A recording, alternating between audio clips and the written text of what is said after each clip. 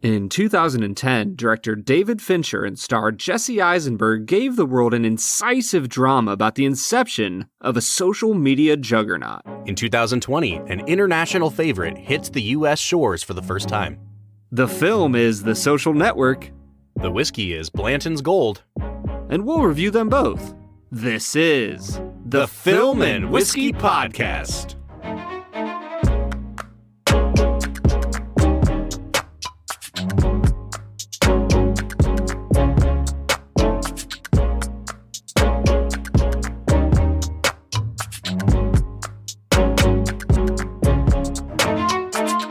Welcome to the Film and Whiskey Podcast, where each week we review a classic movie and a glass of whiskey.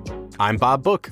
I'm Brad G. And this week we are looking at David Fincher's 2010 film, The Social Network. You know, I've already apologized in the Crimson to the ABHW, to Fuerza Latina, and to any women at Harvard who may have been insulted, as I take it that they were. As for any charges stemming from the breach of security, I believe I deserve some recognition from this board. I'm sorry? Yes. I don't understand. Which part? Brad, I feel like this movie is kind of a big deal in the history of our podcast. And obviously we have been reviewing nothing but classics for 3 seasons now. But this is one of those few movies that's come out in the 21st century that I think keep generating more and more buzz the longer it ages. We're looking at it on its 10th anniversary. It's been a decade. I feel like we can objectively kind of analyze this movie better now. But I think over the last 10 years, this movie's reputation has just continued to soar. And in no small part because of what we've actually seen from Facebook over the last 10 years and how it has come to consume our lives.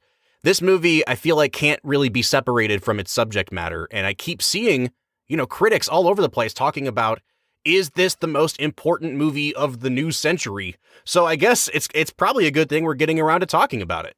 Well, the fascinating thing about this movie, Bob, is it'd be almost like if you wrote a biography about Clint Eastwood when he was 50. You know what I mean? The dude has gone on for almost another 50 years worth of movies and directing and writing and all these things. And so when you watch The Social Network, it's about events that happened 5 to 7 years before the movie was actually made. And so it really is fascinating to see this film in light of what Facebook has done from 2010 to 2020 in the real world. It really is a unique film in that aspect. Yeah, Brad, I feel like there's only been a few movies with this level of exposure that have done that in movie history. You can look back to the 1970s and look at movies like All the President's Men, who were, reporting on how the Watergate story got broken just a few years after it happened. But I think the closest analogy we could make, Brad, is a movie that we just did a couple months ago on this podcast, and that would be Citizen Kane. And I think that's actually a really appropriate comparison because the themes of both of those movies, I think, are also very similar. I have more than one time seen this movie compared to Citizen Kane and talking about how it is the Citizen Kane of the 21st century in terms of the subject matter. A guy who amasses all the power he possibly can, pushing people away, getting back at people, but longing at the end of the day for deep human intimacy that he can never have. And I don't think that's an unfair comparison to make. I just don't know if I like comparing it to Citizen Kane in terms of its overall quality. Well, I think I would agree with you, Bob. I think that The Social Network shines because it has Aaron Sorkin as a writer. And what he does in this movie is really impressive because he bookends the movie with comments about Mark Zuckerberg being an asshole. At the start of the film, it's Erica Albright, his girlfriend, his sophomore year of college, saying, you know what, man, you're just an asshole. You are the worst. And you can kind of see why she thinks that. I am sorry you are not sufficiently impressed with my education. I'm sorry I don't have a rowboat, so we're even. I think we should just be friends. I don't want friends. I was just being polite. I have no intention of being friends with I'm you. under some pressure right now from my OS class, and if we could just order some food, I think we should be... Okay, you are probably going to be a very successful computer person. But you're going to go through life thinking that girls don't like you because you're a nerd. And I want you to know from the bottom of my heart that won't be true. be because you're an asshole. And at the end of the film, you have a young lawyer played by Rashida Jones saying, you're not an asshole. It just seems like you're trying really hard to be one. Yeah. He bookends the movie with this question, is Mark Zuckerberg an asshole? And if you watch the entire movie with that question in your mind, I think it really takes this movie to the next level because you see how Sorkin writes every scene around that question. And it's so focused of a movie that I can see why critics have fallen in love with this film. Yeah, I think there's a ton of things to praise here. I think there's also some stuff to nitpick. This is one of those movies that I think as its reputation has grown, I've gone back to, I've probably seen this movie 10 times, I would say. And that's no small feat for a movie that's only 10 years old. But I think the more and more people seem to fall in love with this movie, the more I go back to it and wonder, does this really deserve to be held up as the movie of the 21st century? And so, Brad, I'm excited to kind of get into that and answer this question with you today. But the first question that I have for you is, had you seen this movie prior to watching it for our podcast? I sure have, Bob. All right. Now, how many times have you seen it now? Just once. Well, Okay. Just once before the podcast. I think I had watched it at some point when I was in college, around 2011 or 12, most likely. And I remember the first time I saw it thinking oh, that was a pretty good movie. I learned more about Facebook, I think, but maybe I didn't because it's, Hollywood and you never know how real that actually is going to be. So I remember walking away the first time and being oh yeah, that was a fine movie. It was 7.5, 8 out of 10, maybe. All right. I think that's pretty acceptable. And Brad, now that you've seen it this time, I think you probably know the contours of the movie a little bit better, which means you can explain to our audience, maybe some of whom haven't seen this film, what the movie is about. And so it's time for our favorite segment, Planet Earth's favorite segment, Brad. The galaxy's That's right. favorite segment. Why limit it to Earth? This segment is called Brad Explains. It's where Brad breaks down the plot of the movie that he has just seen, often for the first time. That is not the case today. And so, Brad, we are expecting an absolute home run of an explanation. Can you break down the plot of the movie, The Social Network? Facebook wasn't real, and then Mark Zuckerberg made it real. Boom. That's it. He made it. He did it. Oh, man. Now, The Social Network is about a young sophomore at Harvard University, and he creates this crazy cool thing called Facebook.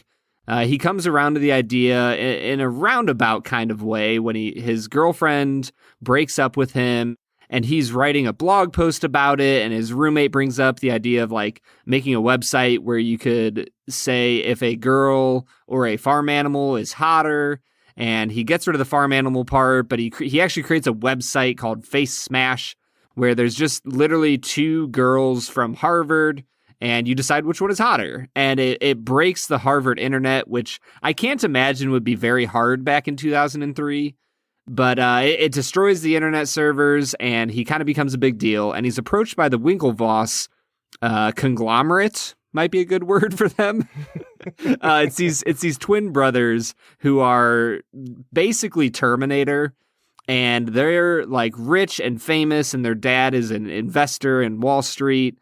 And they are trying to create the next big internet sensation. And they come up with an idea for a website where you're able to socially interact with friends at school. And you'd have pictures, and you can talk about if you're in a relationship and post on each other's walls and all sorts of things.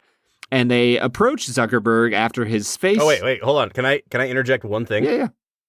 And the most important thing about their idea is that you have to have a harvard.edu email address. That is very true because it's exclusive. Exactly. You have to know they use that word 19 times in 2 seconds. It's very exclusive. And so it's this exclusive website where only the Harvard elite can socialize with one another online. They approach Zuckerberg about writing code for the website after his, smash hit girl comparison website. And he is yep, I'll do it. And then he goes off to his best friend, Eduardo, and is hey, Eduardo, we need to make this website and it's going to be awesome. And he pretty much makes what the Winklevoss twins had thought of without them. And he dodges them and is sending them emails back and forth saying that he's busy and he won't meet with them. And at this point in the movie, you start to realize that it's actually a flashback movie, and the present time is Zuckerberg in two separate lawsuits, one against his supposedly former best friend Eduardo Saverin, and a separate lawsuit against the Winklevoss twins. And the entire movie is then told in a flashback sequence of different parts of Zuckerberg's life as he is creating Facebook. It's about how Zuckerberg slowly builds relationships in the tech world, most notably with Sean Parker, one of the co-creators of Napster, and how Sean helped launch Facebook from being a smaller term $1 million idea into a massive $1 billion idea. And so the movie explores how Zuckerberg slowly pushes certain people away from him, how he is antisocial, and it really revolves around this question of, is Mark Zuckerberg a person that can be liked? And you're not really sure where it ends at the end of the film. But by the time we get to the end of the film, Facebook has been created. He is out in California. They have a massive office space. Sean Parker is arrested. There's all sorts of crazy stuff happening, but it all comes down to this girl, Erica Albright, that had broken up with him at the start. He friend requests her, and you're left kind of wondering, like, was it all worth it? Mm-hmm. Brad, excellent job, sir. Oh, thank you. Yeah, and as you were talking, I was going to ask you this, and it's a completely leading question, but what do you see as the overall theme of this movie? Like, not just what was the movie about, but like, what do you think is the main point they're trying to get across with this film? Man, I mean, I think you could go in on deeper levels that might not have been there in 2010. But in 2020, I look at this movie and I go, man, this movie is about how a person couldn't hold real life human relationships. Mm-hmm. And so he created a website so that he could fake those relationships. Absolutely. And I don't know if that's necessarily fair to Mark Zuckerberg. I will fully say, Haley and I watched this movie together, and when we were finished with it, we went on and watched a few different interviews of Zuckerberg in the media. He is similar. I think Jesse Eisenberg nailed a lot of his mannerisms and kind of the way he talked.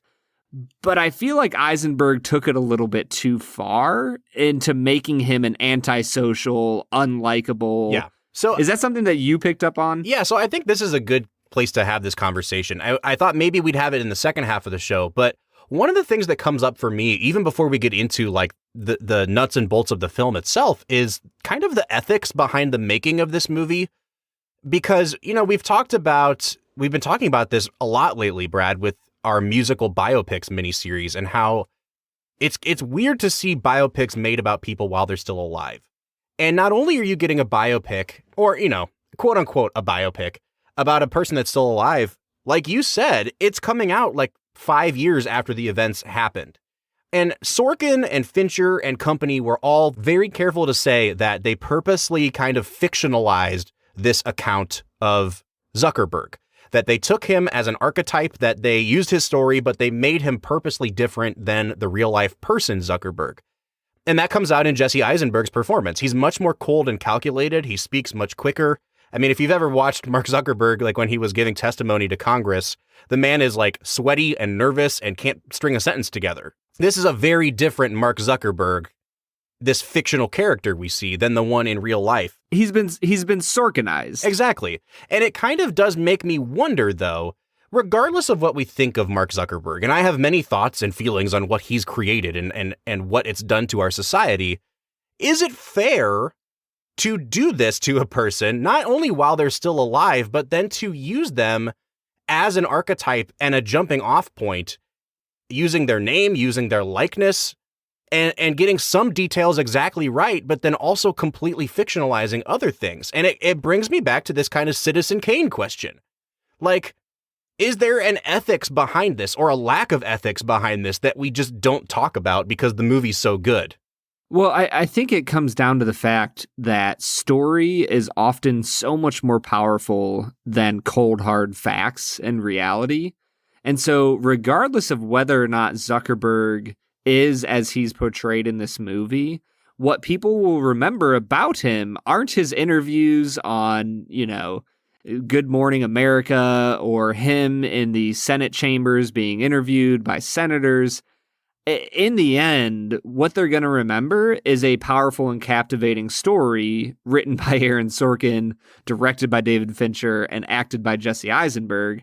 And so I think that you can claim all you want, like, oh, just, hey guys, this is fictionalized. It's a representation of maybe some parts of Zuckerberg's personality, but not all of them. But in the end, Bob, I feel like biopics like this are so hard because people always want to believe what they see in the movies are true. And so when they see a movie that has some modicum of truth in it, they want to just assign all truth to it. Well, and I really think that's unfair. It is unfair. So that part is unfair to the makers of the movie. But I also think it is unfair for the makers of the movie to try to have their cake and eat it too, where they say, like, no, this is not a biopic. We've purposely fictionalized this man's life to tell a different story. But also we're going to use his name and try to convince you that this is what really happened. It seems like they wanted to craft a narrative where they made Zuckerberg either a tragic hero or a villain, however you want to portray, or however you want to interpret it. But then when they get called out on the lack of accuracy, they say, well, we never wanted to be accurate in the first place. It just kind of seems like they're trying to play both sides of it. Well, and that's the thing. When I look at this, if this was a 100% fake movie that had just been made up, I think that this movie actually would come across better. This is an incredibly tight film that is just, the cinematography is great. I think that the story is told in a captivating and powerful manner that if it was 100% fake about fake people and they just made it up, it would be one of the most captivating movies I've ever seen. But because I know for a fact that it's about a real human being, I spent the whole movie asking myself, I wonder if this is really how Mark Zuckerberg is or not. Were you leading them on for 6 weeks? No. Then why didn't you raise any of these concerns before? It's raining. I'm sorry? It just started raining. Mr. Zuckerberg, do I have your full attention? No. Do you think I deserve it? What? Do you think I deserve your full attention? I had to swear an oath before we began this deposition, and I don't want to perjure myself, so I have a legal obligation to say no. Okay, no. You don't think I deserve your attention? I think if your clients want to sit on my shoulders and call themselves tall, they have a right to give it a try, but there's no requirement that I enjoy sitting here listening to people lie. You have part of my attention. You have the minimum amount. The rest of my attention is back at the offices of Facebook, where my colleagues and I are doing things that no one in this room, including and especially your clients, are intellectually or creatively capable of doing. Did I adequately answer your condescending question? And I think that detracted from the movie for me. Well, and I think this is one of the things that is a pet peeve of mine with Aaron Sorkin in general. And I like Aaron Sorkin a lot, but I think that we have decided as a society to fall down at his feet and worship him as the god of screenwriting. And with Sorkin, I think it's not just that it's hit or miss. It's that you have to be all in on it because Sorkin writes how Sorkin writes. And so it either works for you or it doesn't. And I think that in this movie in particular, I really am impressed with some of what he does. That opening scene is always called out for being I don't know how many pages of dialogue that's uninterrupted and ending with that incredible line about it's because you're an asshole. But Brad, I was actually watching an interview with Aaron Sorkin where he talked about this movie in particular. And he said that the Facebook of it all, the Zuckerberg of it all is incidental, that what he was interested in, he read the story of how Facebook was created and he saw in it a more universal story, right? This Citizen Kane kind of story. And he essentially said this movie could have been about somebody who just invented a really cool new toaster and it would have played exactly the same. And that really pissed me off to hear him say that because Aaron Sorkin is too smart to try to play dumb like that. This movie is 100% reliant on audience recognition of what Facebook is and also his own recognition of what Facebook is. If you don't have the layer of the story of he made a social networking site, he made a site where other people go to meet each other and go to have connections with each other because A, he was looked over by all the final clubs that he wanted to get into, and B, it was the only place where he could create that environment for himself. I think with this movie, what Sorkin is trying to do, like I said before, is have his cake and eat it too. He wants to convince us that there's a more universal story being told here, but he's also like hyper aware of the irony of a very antisocial guy being responsible for humanity's social interaction now. Like, and I feel like what pisses me off about listening to Sorkin talk about this movie is that he tries to have it both ways, and it's very obvious that he can't. Right. I mean, if you made a movie about how people made toast together, nobody would watch it. Well, I mean, there's a really great movie that came out a few years ago called The Founder. I don't know if you've seen it, Brad. It had Michael Keaton in it, playing Ray Kroc, the guy that took McDonald's and made it into the empire that it was today. And it's very similar to this. But even then, like, the fact that it's McDonald's plays a huge role in it. Like, this guy changed how America viewed business ownership and diet and everything else. And so, like, you can't just divorce the subject from what they did. Like, it's essential to telling the story that Sorkin is trying to tell here. Well, and that's the issue when you look at any sort of media adaptation of real events. I mean, heck, Bob, I look, I run a wedding business, and so I see wedding photos all the time. And some of these wedding photos are so heavily edited that I don't think that they actually represent reality and what was happening on that day. And sure, they look beautiful, but there's a part of me that goes, well, you're not getting the actual facts of really what happened. And so I think anytime you take the literal human existence and experience, and humans just can't create a true replica of reality that will ever replace reality. Like, we will never know about what actually happened between the Winklevoss twins and Zuckerberg. We'll never know actually what happened between Zuckerberg and Eduardo. Like, these things are just lost to history. And the crazy thing is, you can even have video camera footage of what happened and still not really get the full picture of what happened. And so I think this movie really does tie into the idea that everything is editorialized. Yeah. Everything has an opinion on it. And Sorkin, like you said, can't just act like, oh, this is just a story about an archetypal human character, a platonic ideal. Like, it's just not, you just can't have that. Well, and that's the funny thing is, like, one of the themes of the movie is this idea of the truth lying somewhere in the middle. Like, you have conflicting accounts of the same thing in the movie. And then in the real life conversation about this movie, on the one hand, you have this idea that it's just a movie about how Facebook was made, which is false. And on the other hand, you have Aaron Sorkin, the guy who wrote the movie, saying Facebook isn't even essential to the story I was trying to tell, which is also completely false. You have to have both things kind of working in tandem. Well, if there's anything that is essential to this podcast, Bob, it is, these movies we watch, but probably more important is the whiskey that we drink. And this Blanton's Gold is just too tempting to leave by the side any longer. Yeah, Brad, let's get into drinking it.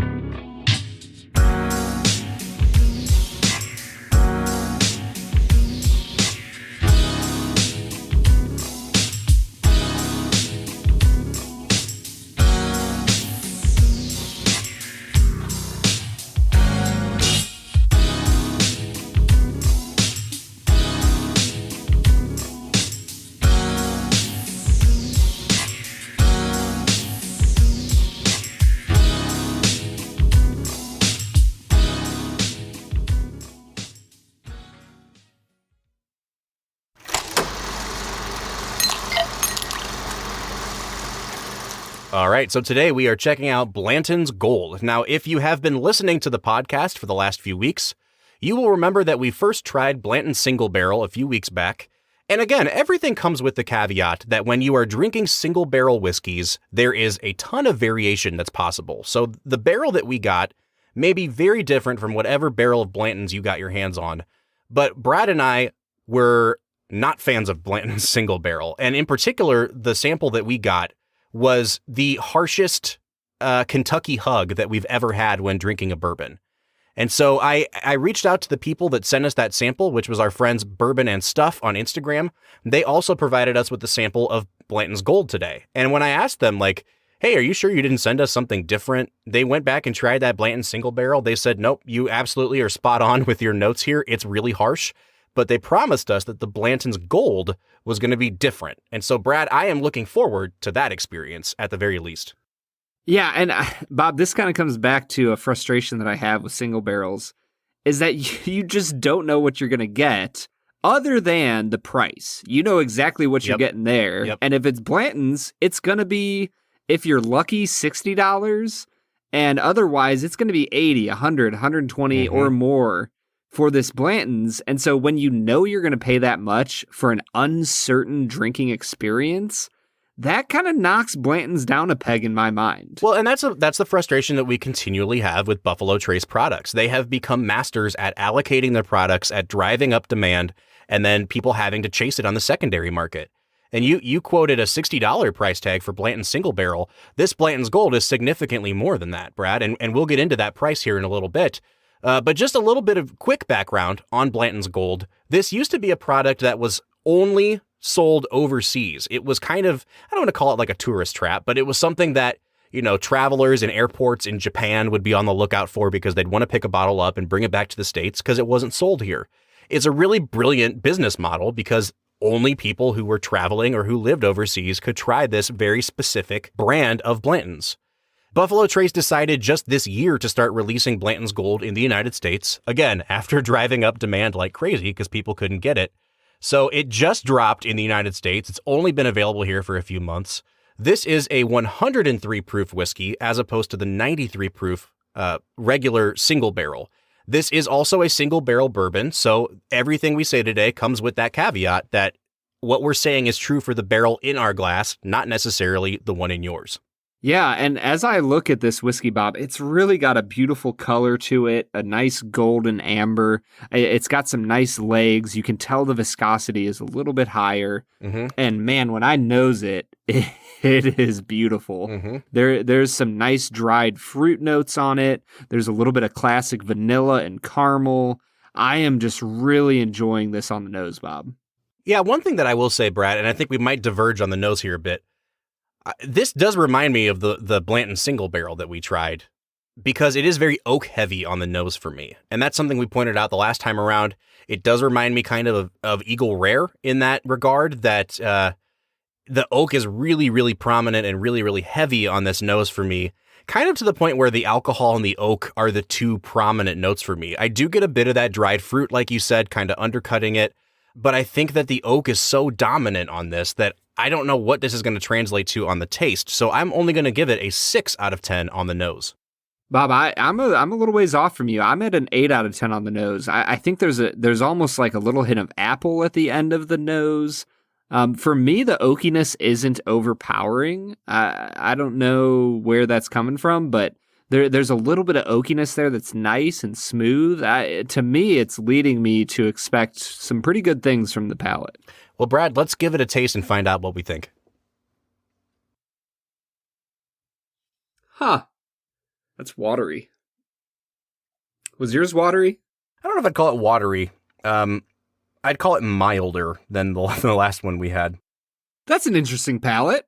I'm not sure if my nose led me to the right places. There's a little more oak, like I think you might have been picking up, Bob. The viscosity isn't quite what I expected it to be. Being 103 proof, I expected a little bit of a thicker experience, and that's not quite there. But I am picking up some really nice fruit notes. It's a bright whiskey that has some stuff going on for it. Yeah, I think what might be happening here, Brad, is that the taste is just kind of bringing us both back to center because you started to pick up the oak notes that were present on the nose. I actually, on the taste, started to pick up more of the fruit notes that you got on the nose. I think this is much, much sweeter than the Blanton single barrel that we had a few weeks ago, like much sweeter. This is a completely different whiskey. And I don't know if we just had a really wonky barrel or what, but this one is just all honey and fruit to me. It's much, much milder. There's not a ton of burn on it. In fact, there's this really interesting thing that's happening, Brad, when I took a sip of this, that it was almost like the taste skipped over a whole zone of my palate. It was really prominent on the front and in the mid, and it was honey and fruit. And then I went to swallow and there was like nothing on the back of my tongue. There was no flavor left there at all. I could feel a bit of burn on the finish, and I don't want to get too far ahead, but I could feel a bit of burn there. And I had some flavors left over on like the front of my palate, but there was just nothing on one portion of my palate. It was really, really interesting. All that aside, I actually really enjoyed the taste on this, Brad, like a lot. And I'm super relieved that it doesn't taste like that last Blanton's we had. I'm going to give this an 8 on the taste. I think I'm coming down a little bit from the nose. I'm going to give it a 7.5 on taste. Like you said, there's some really nice honey notes here. There's a little bit of that oakiness that you need, along with some of that nice fruit flavorings that give it some complexity. It's an impressive whiskey. I think I was just hoping for a little more out of it based off of the nose. So I definitely gave this a Kentucky chew when I was drinking it. And that's where, if you've ever seen people who professionally taste bourbon, they literally like open their mouth, they make some obscene sounds as they're chewing on it, as you would like a piece of steak or something. And it introduces a lot of air into your mouth, and actually, for me, really improved the tasting experience. I was swishing this around in my mouth pretty vigorously. The more that I drink this, the more that it reminds me of a couple other Buffalo Trace products that aren't from this mash bill. So I'll say that. But it reminds me of Eagle Rare in the way that the oak becomes prominent, but it also reminds me of Weller, especially Weller Special Reserve, in the way that it marries the oak taste with the sweetness. There's just like waves of oak that come through on this. So it's not overpowering. It really plays nicely with that sweetness. But I was really surprised at how much it reminded me of Weller Special Reserve. Not so much the antique, but definitely that green label reserve. I thought on the finish, Brad, that this is just a damn good bourbon. Like, it's really good. It's really solid. I don't think anything about it makes me want to run out and find a bottle, but because it reminds me of Weller, which I really, really love, and it's not a super harsh alcohol burn on the way down, I think I'll give it a 7.5 on the finish. I think it's interesting that it reminds you of a wheated, Weller. Yeah, it's not so much the wheat part of it. It's just like I said, it's just in the way that it marries the oak with the sweetness really well. And I think Weller definitely has those two notes as well for me. Okay, yeah, I can see that. I think that it's got a really nice synergy between the sweetness and that oakiness, and there's a little bit of that fruitiness that goes on. I can see where you're coming from. For me, I think I'm going to stick at a 7.5 for the finish. There's nothing that's blown me away here, but it is a solid above average finish with a soft Kentucky hug. Coming off that last Blanton's, I was a little worried. This one is actually a little bit on the lower side of a Kentucky hug, and I'm kind of okay with that. Yeah, I am too. And I think that it's a pretty well-balanced whiskey. Like, the nose kind of hinted at a little bit more alcohol than I thought we actually got delivered on the palate or the finish. But for 103 proof, Brad, this is very, very drinkable. And it's incredibly more drinkable than that last Blanton's that we had, which was only 93 proof. And so I'm sure that bad experience is definitely coloring my scores a bit here today. But I'm actually going to give this an 8.5 on balance. I think this is a very, very well-balanced bourbon. Yeah, when it comes to my balance score, I think I'm going to give it an 8 out of 10. It's a very well-balanced bourbon, but nothing about it really thrusts it up to that upper echelon of a 9 or 10. Mm-hmm. So we're just going to keep it at an 8. Bob, I'm coming out on this whiskey to a point where I'm like, this is just a really solid whiskey. Yeah. But I'm worried about what you're going to tell me with the price. Yeah, so here's the thing, guys. If you've listened to this podcast, you know that our fifth category is value. And so if you only are interested in our tasting notes and you only want to know what kind of score we'd give a whiskey on its drinking quality alone, just take our first 4 categories and multiply them out by 2.5 to get 100, right? So I'm at a 30 out of 40 on this. I think this is a really good upper echelon bourbon. Like it's a 75 out of 100 at this point, but we have to factor in value in our fifth category.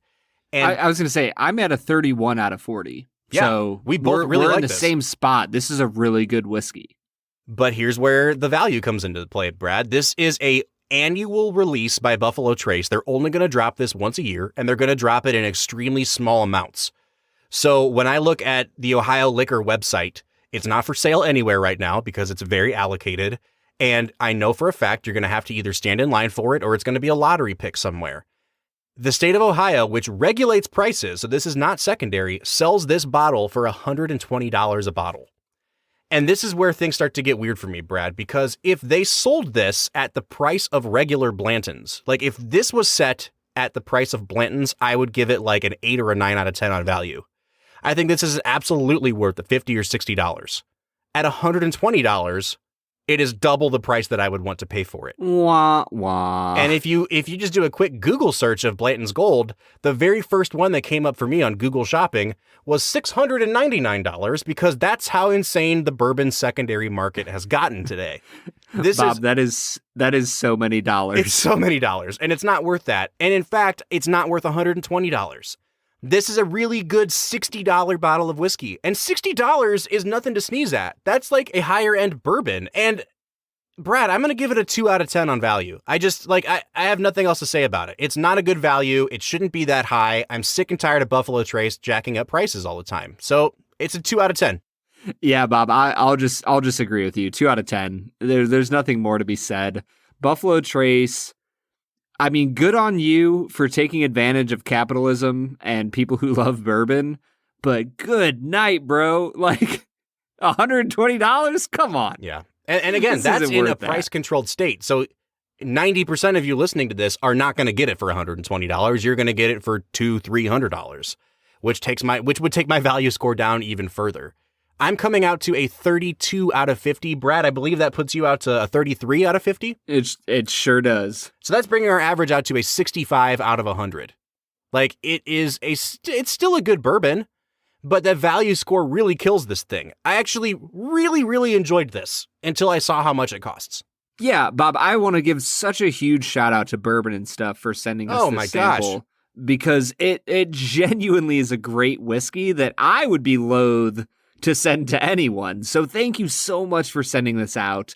But in the end, Buffalo Trace, get your stuff together, man. like I'm just really sick and tired of all these crazy expensive whiskeys that should cost anywhere from $20 to $50. Well, Brad, let's just take this, burn and pillage attitude back into talking about The Social Network. What do you say? Let's do it.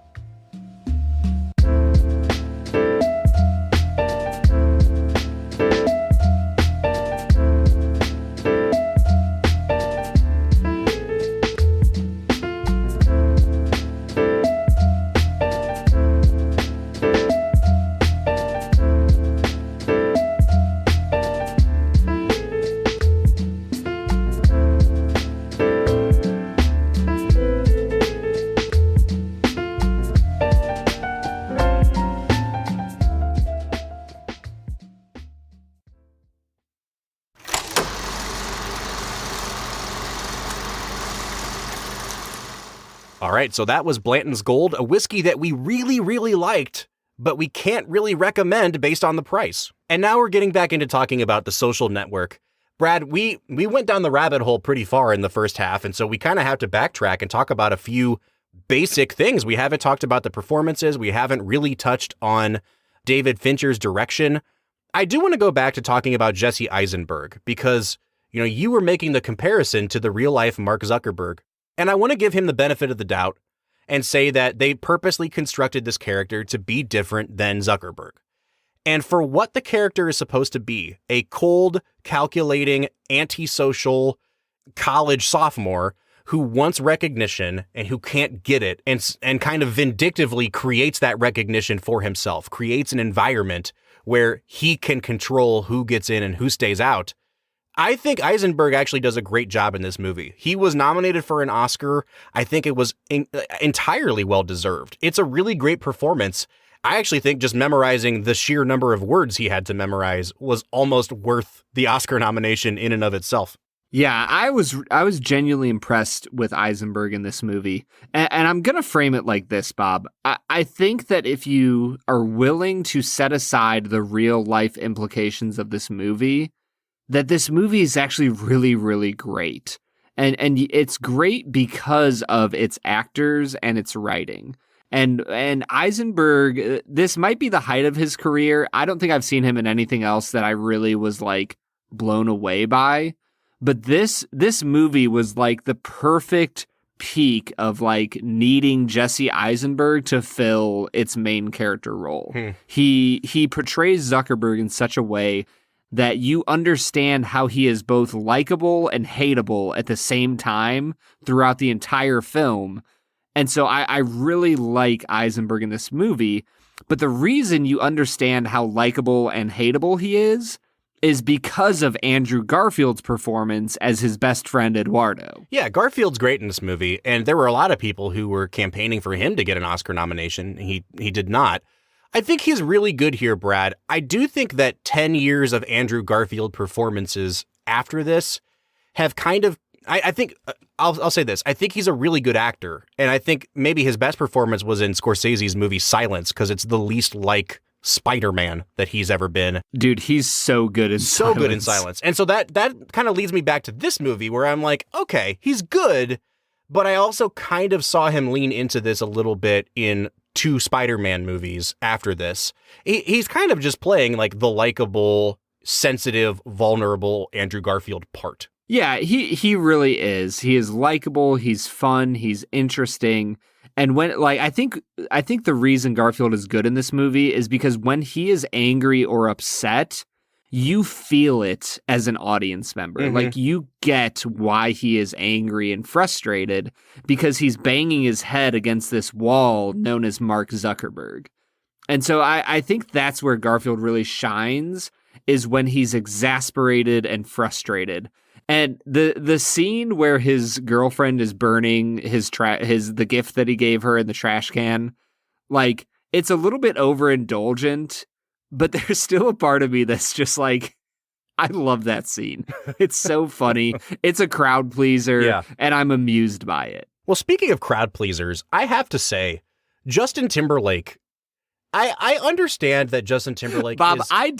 I don't want to like Justin Timberlake but in I any do, movie. right? But I do. And the thing is, Justin Timberlake in real life seems like a pretty good guy. I think he's really done a lot of image rehabilitation after dating Britney Spears and everything. But he leans into the douchebag so much in this movie, and he absolutely nails it. Like, he comes on screen, and we've used this phrase a lot in this podcast. He chews scenery. Like, he is there to just hold court, and everyone, especially Zuckerberg, kind of falls over and worships at his feet. And the whole time, Eduardo sees right through him. And the tragedy of the movie is that Eduardo ends up being right about Sean. He picked up the check, he told Mark they'd talk again soon, and he was gone. But not before he made his biggest contribution to the company. Drop the just Facebook. It's cleaner. But man, oh man, does Justin Timberlake just steal almost every scene he's in, or what? The scene where they meet in New York and they're like ordering like tartar and all these different things, he's just eating it up. And so it's funny because you always talk about chewing scenery, and usually when a character chews scenery, it's almost like that's just what their character's supposed to do. But I feel like in this movie, it's almost like an Inception level of like a real life person who chews scenery being played by a character who is chewing scenery. Like, do you get what I'm saying? Yeah. Like, it's just like layer upon layer like of a guy who is just over the top and ambitious and just knows that he is the center of attention because he wants to be the center of attention in any room that he goes into. I mean, he is the ideal of what Zuckerberg wants to be in this movie. He is a guy who is, to sound like an old square, like he's sticking it to the man. He created Napster, failed spectacularly from a business point of view, but changed the industry by being like punk rock, basically. And by making something exclusive that he wanted to make. That's exactly what Zuckerberg's motivation is. And so when he sees this guy, Sean Parker, whose entire thing is disrupting the system and being the guy who controls and pulls the strings, he becomes a puppet for him. And there's that great scene where, Sean's dropping him off for a business meeting and coaching him about how to say F you to the guy in the room, right? And he shows up in pajamas and everything else. And Zuckerberg just totally goes along with it because he is so enamored by this guy. I think anybody else in that role, and I really mean this, like, it's a role that I think a lot of actors could play, but casting Timberlake was such a brilliant touch because, like you said, Brad, he already is a sort of larger than life persona. He was in sync, for crying out loud. He dated Britney Spears, and bringing that baggage into the movie of what we already know of him outside the movie, I think actually really helped what that character was supposed to be in the film. Well, and this kind of brings me to a point where I think that I am going to give Aaron Sorkin some advice. Because I'm sure he'll take it, Brad. I'm sure that he will. He probably listens to this podcast constantly. So here's the thing, Aaron. I think that this movie would have been better served if you gave Andrew Garfield a stable, steady girlfriend that at the end of the movie, instead of showing Eduardo with a girlfriend who is psychotic and jealous and burning, his apartment, that if they had finished the movie with him, like, in the bed talking to his wife or girlfriend and like being exasperated with his best friend Mark, it would have served the movie so much better because the whole movie is about how Mark is desperate for human connection and human relationship. And that's epitomized by his inability to keep his girlfriend Erica at the start of the film. Yeah. So I think that it would have better served the movie's story if you showed how at the end of the film, Sean is arrested for doing coke off of an intern's belly and how he actually can't keep any relationship alive because of his dysfunction and because of his desire for prestige and honor and all these things. And if that had been contrasted with how Eduardo was the opposite. Yeah. I actually think make sense? That's a great note. And, if we're going to give Sorkin notes on his script, I think that is one that probably would have helped strengthen that central thesis, Brad.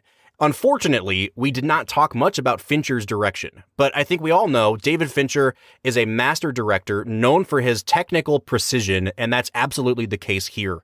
I think that he found a screenwriter here that matched him in technical brilliance for a change. And I think it really does help elevate the script to see how Fincher moves the camera, the way he cuts. Everything seems so intricately planned, and it really helps complement what Sorkin does.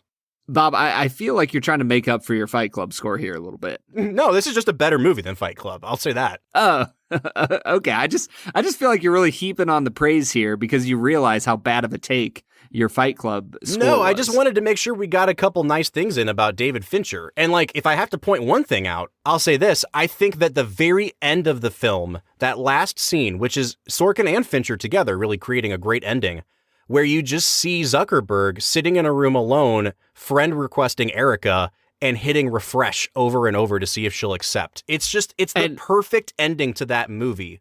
And I think on top of that, the Beatles. Usually, well, dude, we could talk about the Beatles. What a great needle long. drop to end that movie with "Baby, You're a Rich Man." It's just such a asshole-ish, cynical thing to do. But I think one of the things with biopics is that they usually end with the montage pictures of the real person, and it's like, Eduardo went on to make this kind of money and do these things. And, Zuckerberg went on to do these things. This is the first and only time in a movie where I have seen those, title cards or captions used to contrast what's actually happening in the heart of the main character. And I think that is the peak of the importance of this movie, because in the end, the scorecard at the end of the movie, because in the end, that's what it is, right? Like at the end of any biopic, whenever you see those captions, what they're telling you is a scorecard on that human being's life of they went on to be this successful and do these things. And with Mark Zuckerberg, they are putting his scorecard up. He's a billionaire. He's able to pay a $75 million lawsuit to the Winklevoss brothers. He's able to pay an unknown amount to Eduardo. He's able to do all of these things. There's billions of users. And while they're putting up all of these success, what are they showing? An image of him sitting absolutely alone in his lawyer's office where they're letting him sit there for a little while longer using their internet, trying to friend request an old girlfriend. Absolutely. That is just some of the most brilliant writing and film direction I've ever seen in my life. Yeah, it's just such a great touch, and it hits on these two themes. Bob, that was like a Bob-style rant that I just I went loved on. it. And Brad, it really takes us back to these themes that we've identified with the movie. And the first one is this idea of exclusivity. It's everything that drives Zuckerberg forward. He wants to create a world of his own making. I mean, it's something we keep talking about. He wants to kind of be the guy that stands at the door and decides who gets to come in, because he can't get into the final clubs, which is the first thing we establish at the beginning of the movie. And so he wants to make his own. And when the Winklevoss twins approach him with this idea of something that's exclusive, he immediately jumps at it, because now he gets to be the guy who determines who gets in and who doesn't get in. And I think one of the really great things that Fincher does with this movie is that he intercuts like the creation of the face mash thing with this party that's happening at the frat house or at the final club. And what ends up like kind of costing Zuckerberg in the end is this drunken misogynist rant that he went on. But then they're intercutting it with these final clubs and where girls are taking off their clothes and being objectified anyway. And so like what they're trying to say is basically Zuckerberg is doing exactly the same thing as these final clubs do, but we don't like it when Zuckerberg does it because Zuckerberg is a loser or Zuckerberg is a nerd, and we put up with it when these other people do it. It's actually a really, really subtle touch, and I like that they kind of lean into that a little bit. And then the other thing that drives Zuckerberg is revenge, right? Like Erica breaks up with him, so he creates Face Mash as revenge. When he goes and talks to Erica in the restaurant later and talks about making Facebook, and she rejects him again, he says, it's time to expand. Everything he does is this kind of ruthlessness that's targeted towards revenge.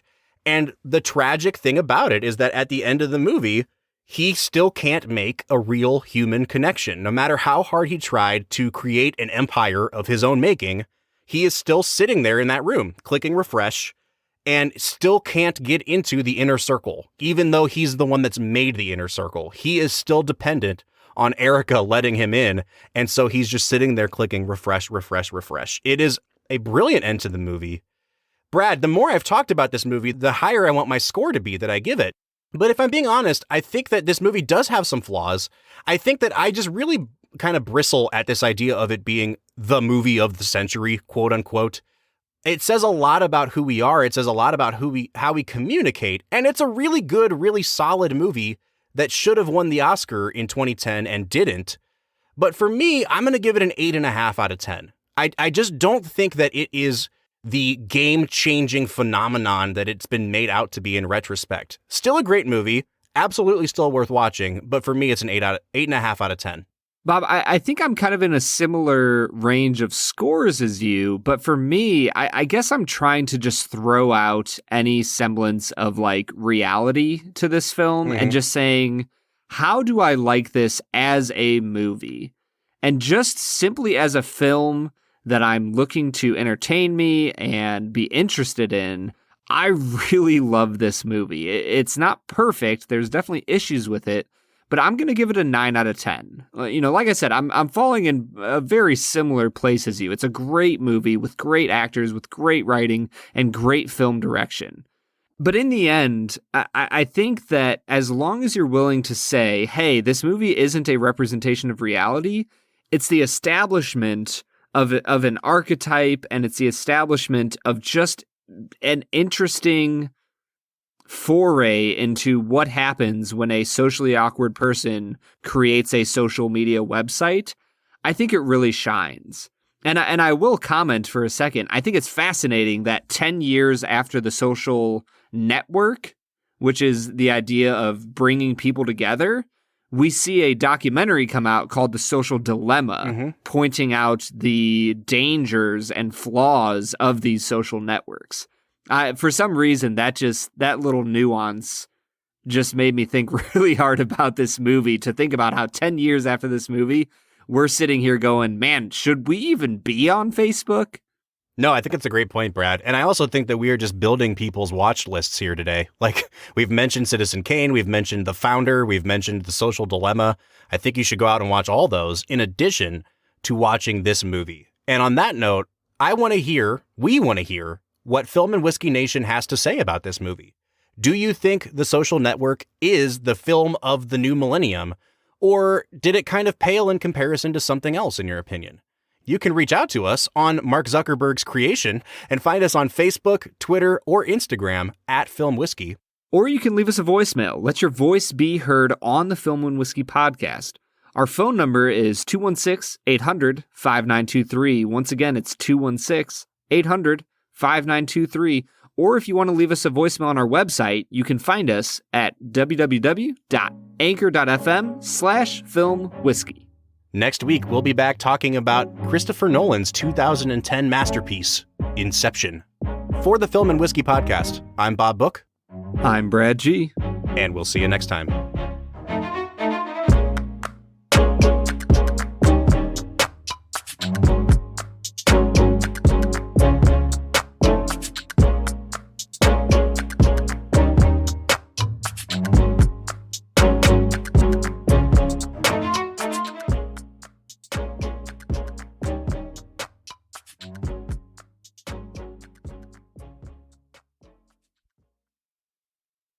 Film and Whiskey is produced, engineered, and edited by Bob Book and Brad G. And it's made possible from support from listeners like you. If you'd like to support the show, you can donate directly to us at our Anchor page, anchor.fm/filmwhiskey, where you can support the show for as little as $1 a month. Or if you'd like some perks, donate to our Patreon page. You can find us on patreon.com/filmwhiskey, where for as little as $3 a month, you'll receive benefits like membership to an exclusive Discord chat room, extended cuts of each episode, and early access to every Film and Whiskey episode. We want to say thank you again to our Patreon supporters, especially those sponsoring us at our highest viscosity level, and that includes our friends Corey Easterday, James Talbert, Austin Dupree, and Aperture Flash. We'll see you next week.